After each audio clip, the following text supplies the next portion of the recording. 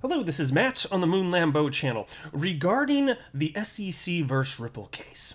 It certainly seems to me that there's, at least optically, the optics appear to indicate that there are corrupt intentions. There have been corrupt intentions with some that have been part of the SEC.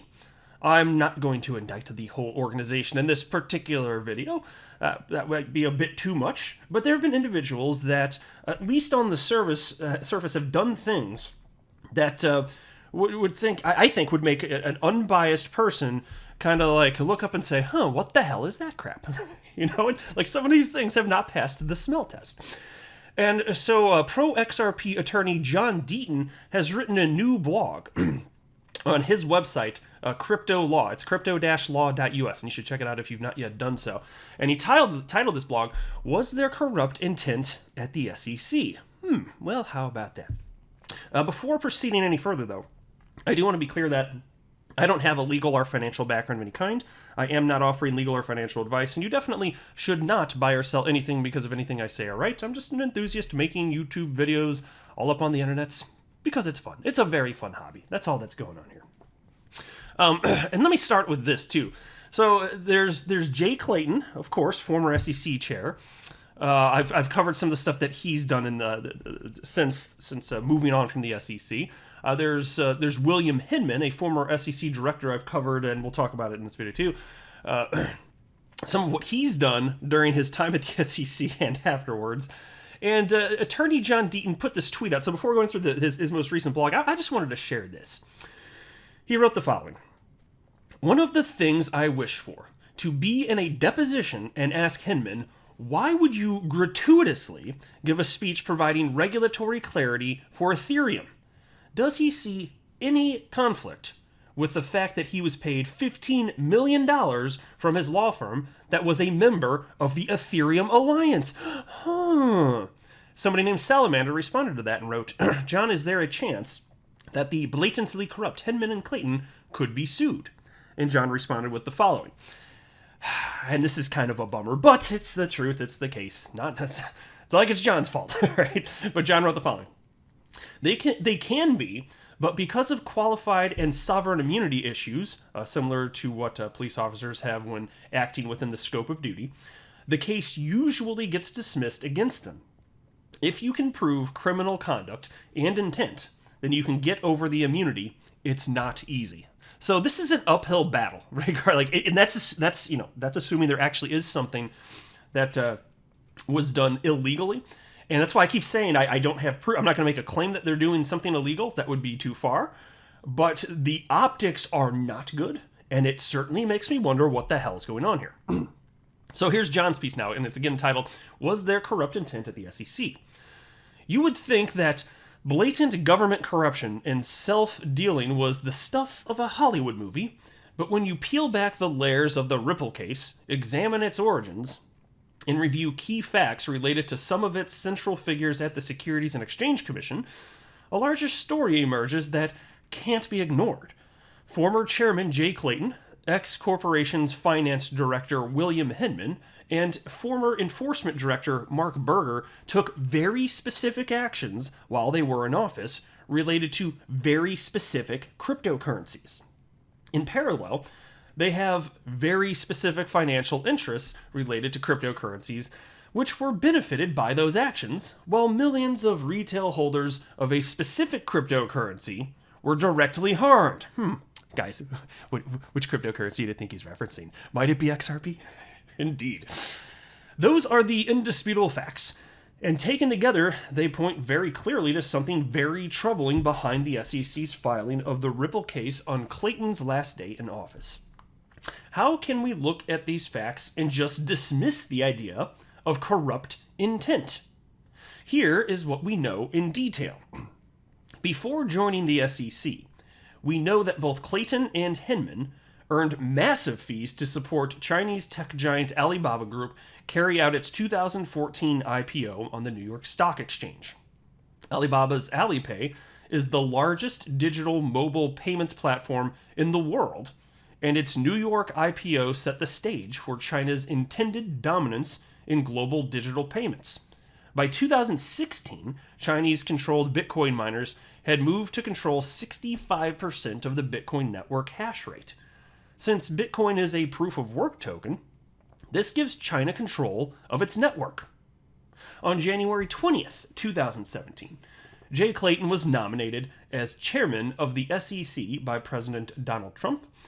Despite widespread concerns regarding Clayton's numerous conflicts of interest, he was ultimately confirmed and sworn in on May 4th, 2017. Yeah, and there are articles at the time about how, what was it from? I can't remember right. There was one headline, it was something to the effect of, Jay Clayton's going to be the most conflicted or contested, something to that effect, SEC chair in history. I can't remember where that came from, though. I'd have to look it up. It doesn't matter, but I think that ended up being true. I think a person at a minimum could make a case that that's likely that ended up being the case here. But moving forward here, on May 9th, 2017, William Hinman was named the Director of Division of Corporation Finance at the SEC. Upon his appointment to the SEC, Hinman left his post at the law firm Simpson Thacher, which sits on the Ethereum Enterprise Alliance and represents cryptocurrency-related financial interests, but continued to receive millions in financial payments from the firm. Well, how about... Guys, that doesn't look good. See, this is what I'm saying, does not pass the smell test. Damn, dude, you gotta throw it away. It's not passing the smell test. In short, Hinman had a clear financial interest in any regulatory action by the SEC related to cryptocurrencies while he was serving in a top SEC position. This was something one former SEC ethics lawyer said was, quote, a little unsettling, end quote. No kidding. That's why I keep going back to, even if there's, and that's an if there's not anything illegal about this, that ethically is highly questionable. The optics are horrible because this is stupid. STOOPID, stupid. Now, in 2018, Clayton publicly declared Bitcoin not a security, sending the price of Bitcoin, you guessed it, soaring. During a 2018 Yahoo Finance Summit in San Francisco, Hinman declared that the Ethereum token Ether is not a security. The price of Ether skyrocketed. In 2019, Simpson Thacher led a Chinese-based crypto mining company Canaan to their IPO. Canaan provides the technology used for mining Bitcoin and is publicly bullish on Bitcoin. Hinman was still at the SEC when this happened and still collecting checks from Simpson Thacher. In early November 2020, then Director of National Intelligence John Ratcliffe wrote Chairman Clayton to express his growing concerns over China's dominance in crypto and the risk it poses for U.S. national security. Yeah, although I will pause there and just state totally legit conversation right there. But regardless of what happened with XRP, this is still going to be an issue.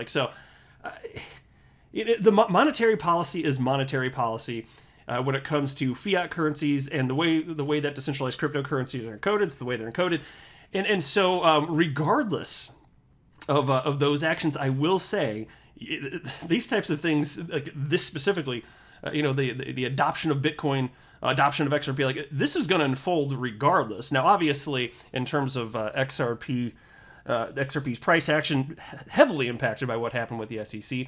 In terms of the long-term viability, though, of XRP, I don't even think, even if the SEC had just a slam dunk victory on every front, I still am not necessarily convinced that you're going to destroy that. And so I say that all to say just markets sufficiently large, global, open, and free are going to figure this stuff out. But still, absolutely, it's a very, very fair thing to bring up here. Now, on December 4th, 2020, Hinman resigned from the SEC. Think about that. Weeks before this whole XRP debacle.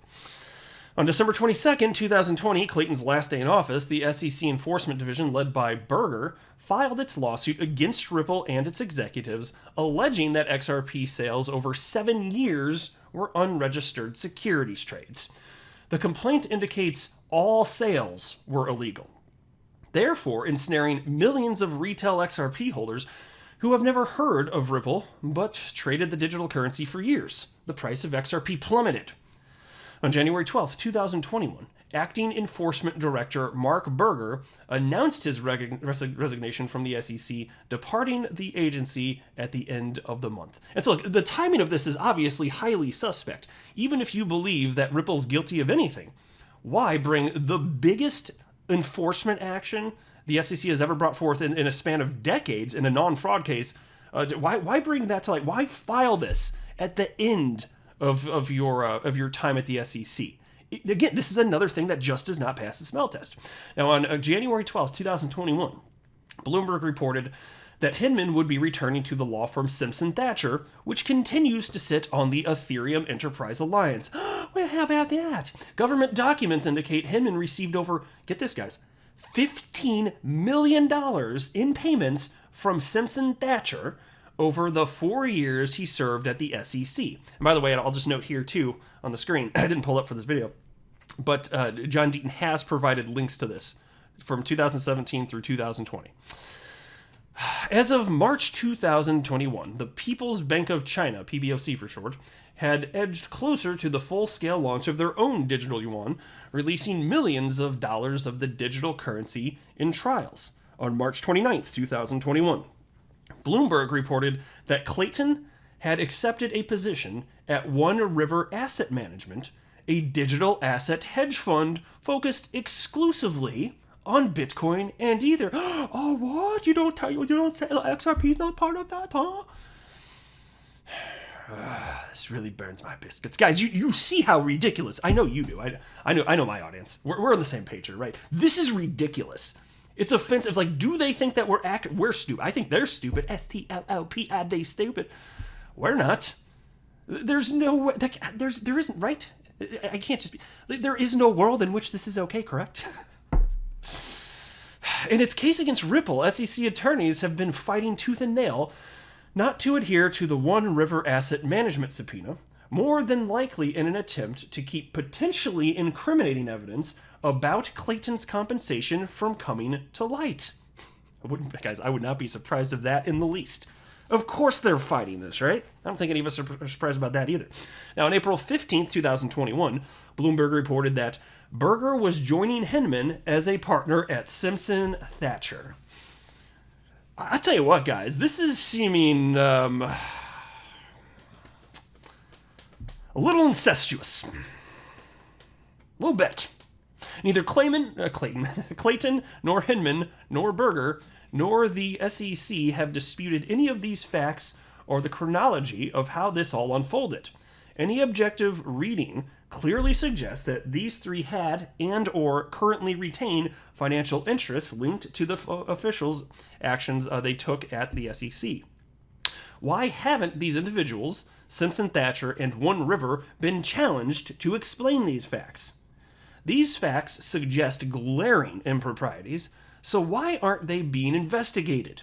Given cryptocurrency's total market capitalization swelling into the trillions of dollars, if now is not the time to investigate, then when? It is up to the millions of retail XRP holders who were directly impacted by these actions to demand answers if no one else will. Well said, Mr. Deaton. You gotta love this. And I'll tell you what, I always love promoting people, highlighting people, giving credit where it's due. Anyone in the XRP community that's contributing in some sort of meaningful way, I always want to highlight them, use my platform to highlight them. And so I encourage you, if you've not done so, follow John Deaton on Twitter. He's at John, John, middle initial letter E, last name Deaton, Deaton, and then the number 1. You shall not regret it. But I'll go ahead and wrap up there. I am not a financial advisor. Do not buy or sell anything because of anything that I say or write. That would be a very, very, very bad idea. Until next time, to the moon, Lambo.